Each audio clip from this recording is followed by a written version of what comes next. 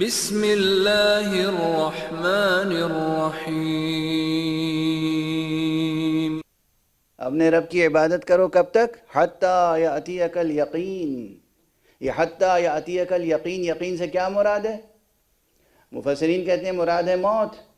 موت کو یقین کس لیے کہہ رہے ہیں؟ بظاہر تو جو کچھ دنیا میں علم حاصل کیا تھا وہ بھی موت کے ساتھ ختم ہو جاتا ہے۔ قرآن کہے گا یہ تمہارا مادی نظریہ ہے، دنیاوی نظریہ ہے، ظاہری نظریہ ہے۔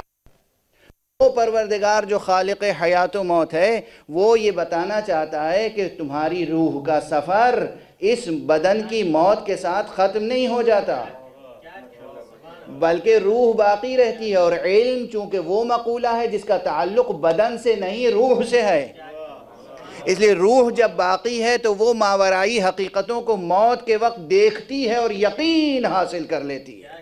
وہ تمام مسائل جن سے آپ ناواقف تھے، نامرئی تھے، نامشہود تھے، جو چیزیں آپ کو نظر نہیں آ رہی تھیں ان ظاہری آنکھوں سے، جو آوازیں آپ کو سنائی نہیں دے رہی تھیں ان کانوں سے ظاہری، جن چیزوں کو آپ باور نہیں کر پا رہے تھے، جو چیزیں آپ کے شعور اور ادراک تک نہیں پہنچ رہی تھیں، یا آپ کا شعور اور ادراک ان چیزوں تک نہیں پہنچ رہا تھا، ادھر مادے کا پردہ ہٹا، ادھر روح بے حجاب ہوئی، ادھر وہ حقیقتیں اس کے سامنے تجلی بار ہوتی ہیں، اور روح پھر شک اور ظن کے دائرے سے نکل کر یقین کی منزل پہ آ جاتی ہے۔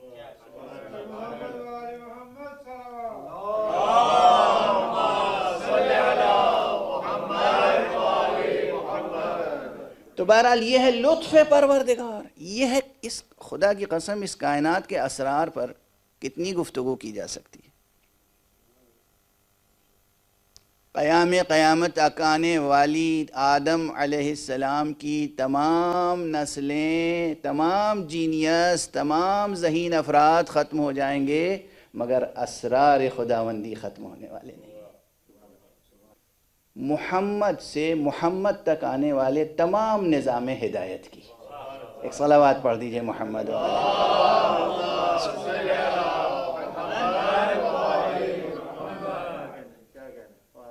وہ محمد جو اس وقت بھی نبی تھے جب آدم آب و گل کے درمیان تھے، وہ محمد جو خاتم النبیین بن کر آئے، وہ محمد جو خاتم اوصیاء بن کے آئیں گے، اس پورے نورانی روحانی معصوم سلسلہ ہدایت کی ایک بڑی علامت ہے حسین۔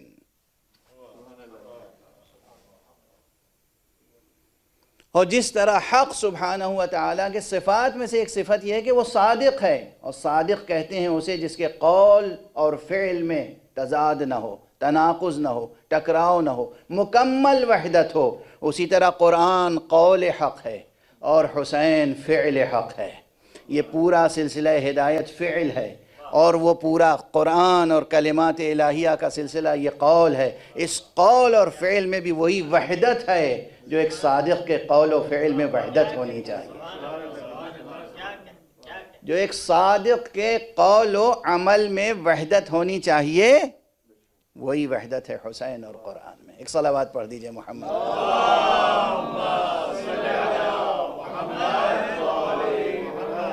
ہمارا مسلمہ عقیدہ یہ ہے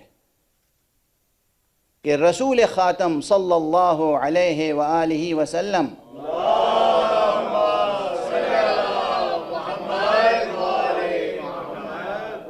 تمام عالمین کے لیے معلم ہیں، معلم انسانیت ہیں، تمام عالمین کے لیے پیغمبر ہیں، خاتم النبیین ہیں، قیامت تک آنے والے تمام انسانوں کے لیے۔ تو اگر پیغمبر کی حجت صرف ان لوگوں پر تمام ہوتی ہے جو عربی زبان بولنے والے ہیں، تو یہ کافی نہیں ہے ان لوگوں کے لیے جو عربی زبان نہیں بولتے، جن کی مادری زبان عربی نہیں ہے، جن کی علمی زبان عربی نہیں ہے، جن کی فکری زبان عربی نہیں ہے۔ فرینچ، جرمن، انگلش، لیٹن، دنیا کی سینکڑوں زبانیں، ایک شخص جو اس زبان میں پیدا ہوا، اگر اس پر مقام ختم نبوت کا اعجاز ظاہر نہیں ہوتا تو اس پہ حجت کیسے تمام ہوگی؟ واضح ہے؟ میں اس کے سامنے کہوں کہ میں مطمئن ہوں میرے لیے یہ معجزہ ہے، وہ کہے گا آپ کے لیے یہ معجزہ ہے، میرے لیے کیا ہے؟ اس کے معنی یہ ہے کہ مقام ختم نبوت کا اعجاز، چیلنج، تحدی کرۂ ارض پر پائے جانے والے اور پیدا ہونے والے ایک ایک فرد پر تمام ہونی چاہیے۔ توجہ رکھیے گا اور ہمارے آپ جب تک یہ نہیں ہوگا حجت تمام نہیں ہوگی۔ جب تک حجت تمام نہیں ہوگی یہ شخص، یہ مکلف، یہ انسان حضور حق میں عذر پیش کر سکتا ہے۔ اللہ سبحانہ و تعالیٰ کسی کو کہے گا اسے شرک کے الزام میں جہنم میں ڈال دو، اسے کفر کے الزام میں جہنم میں ڈال دو، اسے گناہوں کے الزام میں کے جرم میں جہنم میں ڈال دو، وہ کہے گا کہ مجھ پر حجت تمام نہیں ہوئی تھی، مجھے نہیں معلوم تھا میں یہ جو کام کر رہا ہوں حلال ہے یا حرام، مجھے نہیں معلوم تھا کہ یہ دلائل توحید کیا ہیں، مجھے نہیں معلوم تھا دلائل نبوت کیا ہیں۔ دنیا کا کوئی قانون نادان کو سزا دینے کے لیے راضی نہیں ہوتا، تو وہ رحمان و رحیم، وہ رؤوف و کریم کیسے کسی جاہل و نادان کو سزا دے سکتا ہے؟ اس کے معنی یہ ہیں کہ مقام ختم نبوت، بار بار یہ اصطلاح یاد رکھیے گا، مقام ختم نبوت کا اعجاز، اس کی حجت، اس کی تحدی، اس کا چیلنج پورے کرۂ ارض پر پیدا ہونے والے، اور یہ تو ہم کرۂ ارض کی بات کر رہے ہیں کیونکہ ہم کرۂ ارض پر ہیں۔ اگر بحث کو اور وسیع کر دیا جائے اور یہ فرض کیا جائے کہ کسی اور سیارے پر بھی آبادی ہوگی اور مصطفیٰ صلی اللہ علیہ وآلہ وسلم خاتم النبیین ہیں،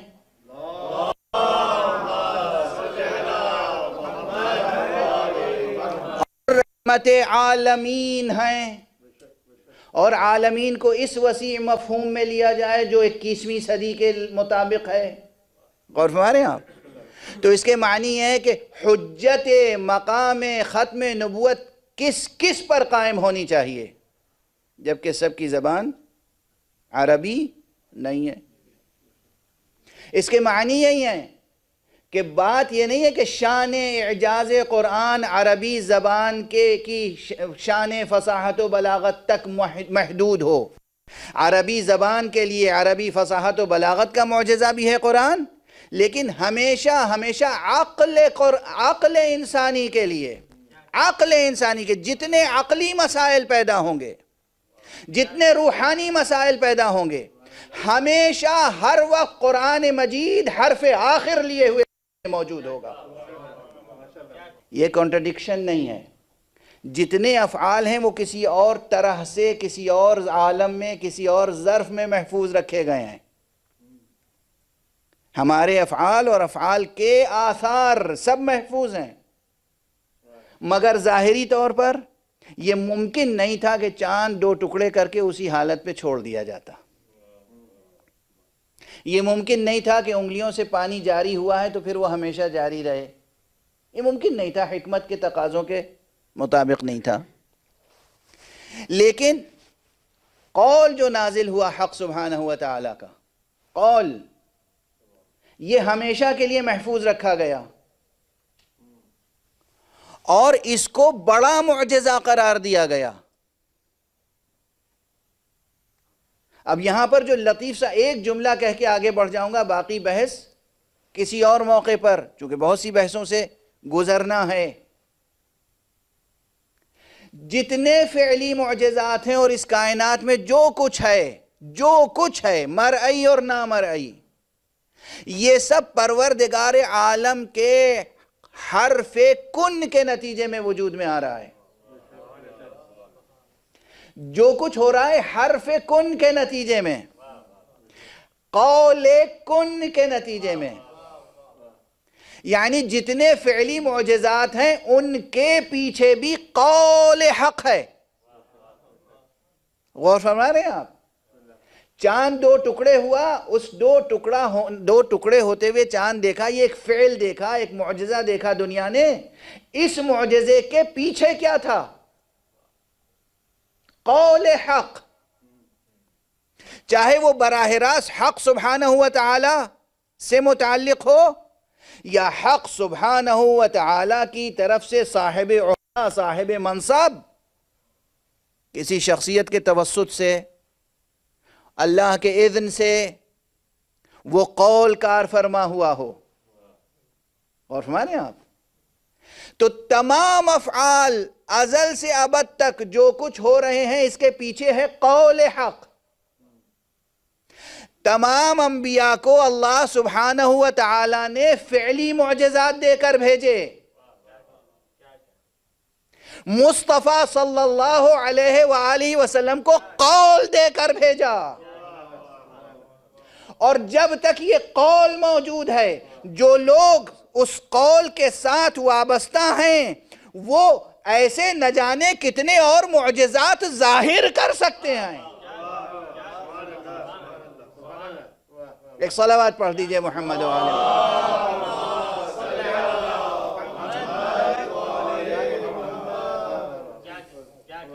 ہاں بس یہ ہے کہ ہر حافظ معجزہ نہیں دکھا سکتا، ہر مفسر معجزہ نہیں دکھا سکتا، ہر مولوی معجزہ نہیں دکھا سکتا. اور مولوی تو عاجزی دکھا سکتا ہے، معجزہ تھوڑی دکھا سکتا ہے. عاجزی دکھا سکتا ہے. بہرحال کیوں نہیں دکھا سکتا؟ کیوں نہیں دکھا سکتا؟ اس کا سبب ظاہر ہے. معجزہ صاحب معجزہ کے ہاتھ میں معجزہ رہتا ہے. بہت پہلے میں نے شاید 20-25 سال پہلے یہ مثال دی تھی. عصائے موسیٰ معجزہ تھا نا، لیکن یہ معجزہ کب تک تھا؟ جب تک دست موسیٰ میں رہے. اگر دست موسیٰ سے بڑھ کر فرعون اسے اپنے ہاتھ میں لے لے تو کیا دست فرعون میں بھی اس کی شان اعجاز باقی رہے گی؟ فرعون کے ہاتھ میں جا کر عصائے موسیٰ، وہی عصائے موسیٰ فرعون کے ہاتھ میں معجزہ نہیں رہے گا، لیکن جب تک موسیٰ کے ہاتھ میں رہے گا معجزہ رہے گا. اسی طرح قرآن جب تک دست محمد پر رہے گا معجزہ رہے گا.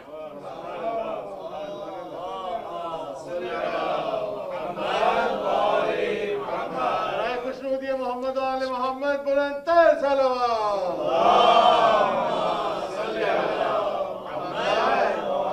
ابھی بات بہت ادھوری اور بہت تشنا ہے، اگر یہیں رک جاؤں تو بہت سے اعتراضات وارد ہوں گے.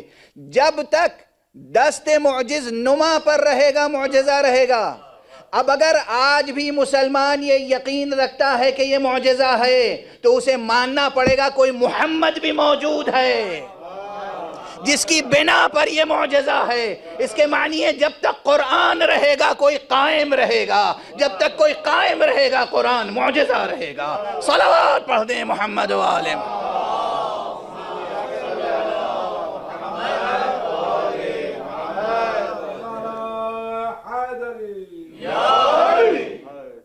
قرآن معجزہ ہے. قرآن کی شان اعجاز، قرآن کی شان اعجاز ازلی ہے، ابدی ہے. قرآن معجزہ تھا، معجزہ ہے، معجزہ رہے گا. اور ہاں اس سے پہلے عرض کر چکا اس کے کچھ کرامات غیر معصوم، غیر امام، غیر نبی کے ذریعے سے بھی ظاہر ہو سکتے ہیں. وہ کرامات ہیں. مرتضی علم الہدا بسم اللہ الرحمن الرحیم لکھ کر کسی کو دے دیں. یہ جو آثار ظاہر ہوتے ہیں یہ معجزہ تھوڑی ہے، یہ کرامات ہیں. کوئی بات اقوا انسان، کوئی صادق اللہجہ انسان، کوئی ایسا انسان جو رزق حلال اور صدق مقال کا پابند ہو، وہ قرآن مجید کا ایک سورہ پڑھ کر کسی بیمار پہ دم کر دے، شفا حاصل ہو جائے گی. یہ کرامت ہے. یہ کرامت بھی ظاہر اس لیے ہو رہی ہے کہ صاحب اعجاز موجود ہے. اگر صاحب اعجاز موجود نہ ہوتا تو اس متقی شخص کے ہاتھوں سے بھی کرامت کا اظہار ممکن نہ ہوتا. اور ہمارے ہاں اب یہ پیچیدہ بحثیں ہیں، تہ در تہ بحثیں ہیں. شاید علم کلام کی عام کتابوں میں ان مسائل پر تفصیل سے گفتگو بھی نہیں ہوئی ہے، نہیں ہوئی ہے ان مسائل پر تفصیل سے گفتگو۔ جس زاویے سے اس وقت آپ کے سامنے گزارش کیا میں نے، قرآن معجزہ ہے، زندہ معجزہ ہے، اور ایسا معجزہ ہے کہ جس کے ذریعے سے کرامتیں اور معجزات ظاہر ہو سکتے ہیں، لیکن اس کا راز یہی ہے کہ صاحب کلام بھی زندہ ہے اور جس کے سپرد کیا ہے کلام وہ بھی زندہ ہے۔ اللہ بھی حی و قیوم ہے اور یہ کلام بھی حی و قیوم ہے، اور جس کے سپرد کیا گیا ہے اس کا وجود مبارک بھی حیات اور قیومیت کی صفتوں سے، اس کی عنایت سے متصف ہے۔ صلوات پڑھ دیجئے محمد والے۔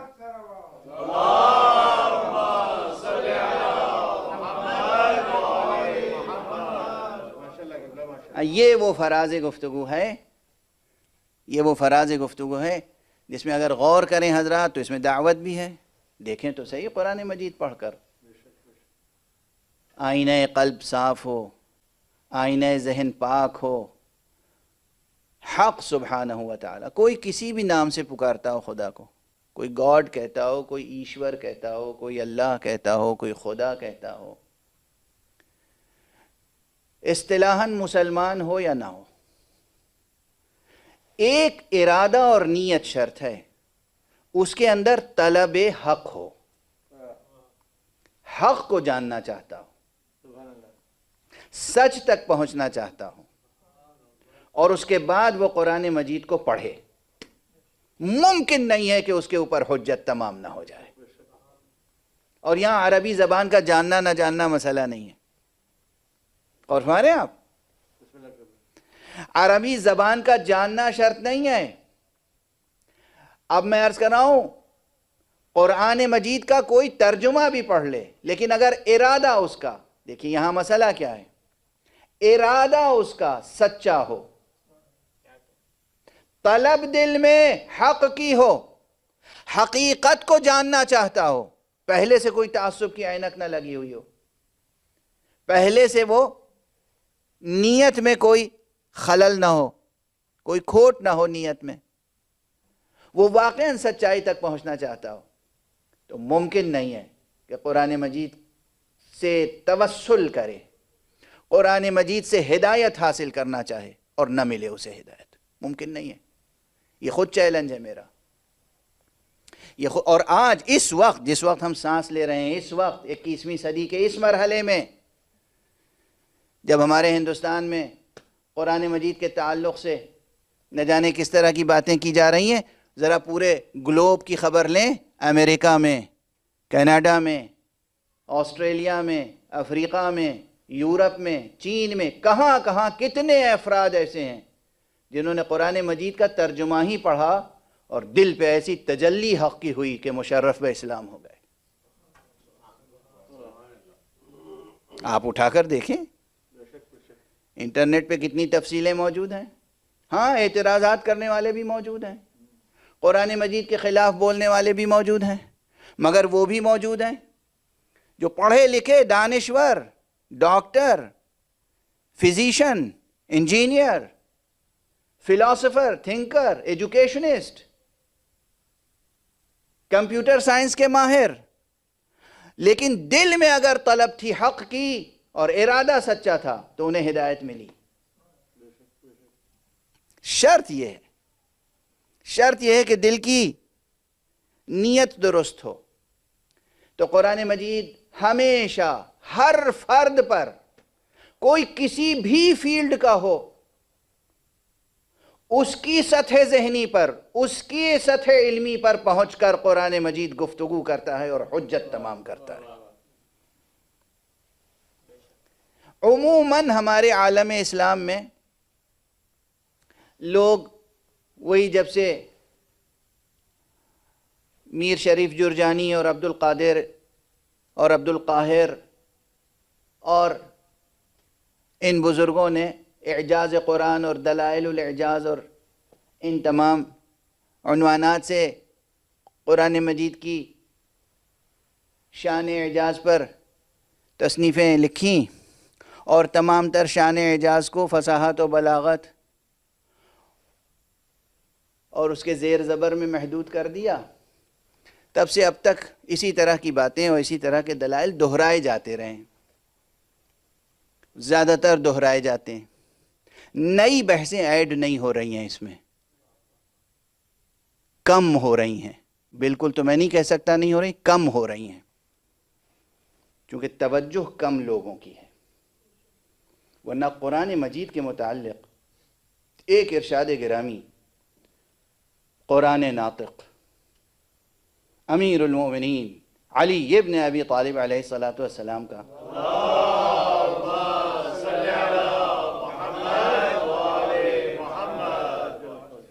آپ کے کئی خطبے نہج البلاغہ میں موجود ہیں، اور نہج البلاغہ کے علاوہ دوسری کتابوں میں موجود ہیں، اور رسول اللہ صلی اللہ علیہ وآلہ وسلم کے ارشادات تو موجود ہیں ہی قرآن مجید کی عظمت اور اس کی خصوصیتوں کے تعلق سے۔ لیکن دو فقرے امیر المومنین علیہ السلام کی، یا تین فقرے عرض کروں گا صرف ایک طویل خطبے سے، فرماتے ہیں کہ لا تفنا عجائبہ ولا تنقضی غرائبہ ولا تکشف الظلمات الا بہ، اس کے عجائبات کبھی فنا ہونے والے نہیں ہیں۔ کس کے؟ قرآن مجید کے عجائبات، فصاحت نہیں کہی، بلاغت نہیں کہی، اس کے عجائبات فنا ہونے والے نہیں ہیں، اور اس کے غرائب کا ترجمہ میں معجزات کرتا ہوں اگر آپ کی اجازت ہو۔ اس کے معجزات، اس کے غرائب کبھی ختم ہونے والے نہیں ہیں۔ وَلَا تُكْشَفُ الظُّلُمَاتُ إِلَّا بِهِ، اور ظلمتیں چھٹیں گی نہیں مگر قرآن مجید کے وسیلے سے۔ یہ خود کلام تحدی ہے، چیلنج ہے۔ تو اگر امیر المومنین علیہ السلام فرما رہے ہیں کہ اس کے عجائبات و غرائبات ختم ہونے والے نہیں ہیں، اس کے معنی یہ ہیں کہ ہر نئی نسل نئے علم لے کر آئے گی، اور ہر نئے علم کی روشنی میں جب بھی قرآن مجید کو پڑھا جائے گا تو وہ سب سے بلند سطح علمی پہ نظر آئے گا۔ ہر نئی نسل، ایک چھوٹی سی مثال عرض کر دوں، پہلے تو بس یہ تھا کہ آیتیں اور جملے اور حرف گنتے تھے قرآن مجید کے۔ قرآن مجید میں کتنی آیتیں ہیں، قرآن مجید میں الفاظ کتنے ہیں، قرآن مجید میں الف کتنی بار آیا، قرآن مجید میں بے کتنی بار آیا، تے کتنی بار آیا، تمام 28 حرف کی فہرست موجود ہے۔ قرآن مجید میں زیر کتنی بار آیا، زبر کتنی بار آیا، پیش کتنی، یہ سب موجود ہے، انٹرنیٹ پہ جائیے مل جائے گا آپ کو، اور نہایت دقت کے ساتھ۔ اور یہ کمپیوٹر وغیرہ کی ایجاد سے پہلے کی بات ہے، لیکن کمپیوٹرز کی ایجاد اور اس کی ترقی کے بعد جیسے جیسے انسان کا ذہن ڈیجیٹل ہوتا چلا گیا، اب یہ بحث چھڑی الاعجاز العددی فی القرآن الکریم۔ یہ عنوان وہ تھا جو اس سے پہلے ذہن میں آ ہی نہیں سکتا تھا۔ جب یہ علوم سامنے آئے تب یہ عنوان سامنے آیا، نیومیریکل میریکلز، اعجاز عددی، اور اس پر کتنے لوگوں نے کام کیا۔ اب ضخیم کتابیں آ چکی ہیں کہ قرآن مجید میں عددی اعجاز کی شان کیسی پائی جاتی ہے۔ اس کے معنی یہ ہے کہ جب بھی کوئی نیا علم وجود میں آئے گا، اس علم کی روشنی میں جب بھی قرآن مجید کو پڑھا جائے گا تو قرآن مجید نئی روشنی بکھیرتا ہوا نظر آئے گا، نئی ہدایت کی راہیں روشن ہوں گی۔ ایک صلوات پڑھ دیجئے محمد وآلہ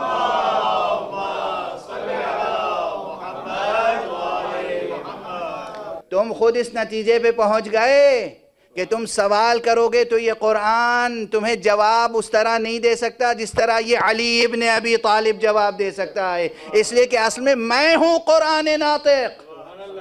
صلوات پڑھ دیں محمد وآلہ